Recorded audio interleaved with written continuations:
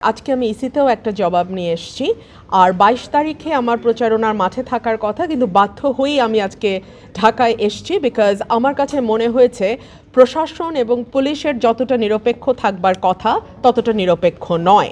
আমার কর্মীদের বাড়িঘরে হামলা করা হয়েছে, তাদেরকে পিটিয়ে হাসপাতালে পাঠানো হয়েছে, মাথা ফাটানো হয়েছে, বাড়িতে আগুন দেয়া হয়েছে। এখন পর্যন্ত কোনো মামলা হয় নাই।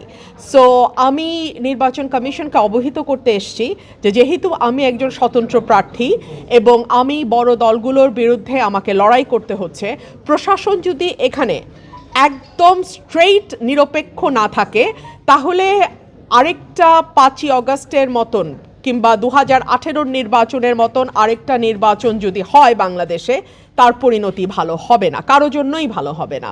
সো এই বিষয়গুলো আমি আসলে কমিশনকে অবহিত করেছি। আজকে ইউরোপীয় ইউনিয়নের অবজারভারদের সাথে আমার বৈঠক আছে, আমি তাদেরকেও বিষয়গুলো অবহিত করব এবং আমি খুব স্পষ্ট ভাষায় বলে দিতে চাই, অন্তত বাংলাদেশের নির্বাচন নিয়ে কারচুপির খেলা কোনো রাজনৈতিক দল যেন করবার স্পর্ধা না দেখায়। আমি সকল দলকেই আহ্বান জানাবো, নির্বাচনের মাঠে একটা সুষ্ঠু নির্বাচন যাতে হয় সেই জন্য মানুষ ১৫ বছর লড়াই করেছে। আমরা যেই দলেই ছিলাম আমরা আমাদের অবস্থান থেকে লড়াই করেছি।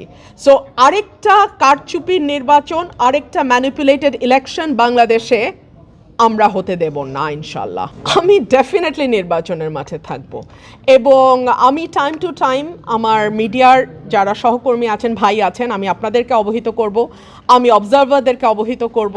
অর্থাৎ আমি আসলে আমার হাতে যতটুকু মানে রিসোর্সেস আছে, উপায় আছে, আমি প্রত্যেকটা উপায় ব্যবহারের চেষ্টা করব, কারণ আমি একটা সহি এবং সুষ্ঠু নির্বাচন চাই।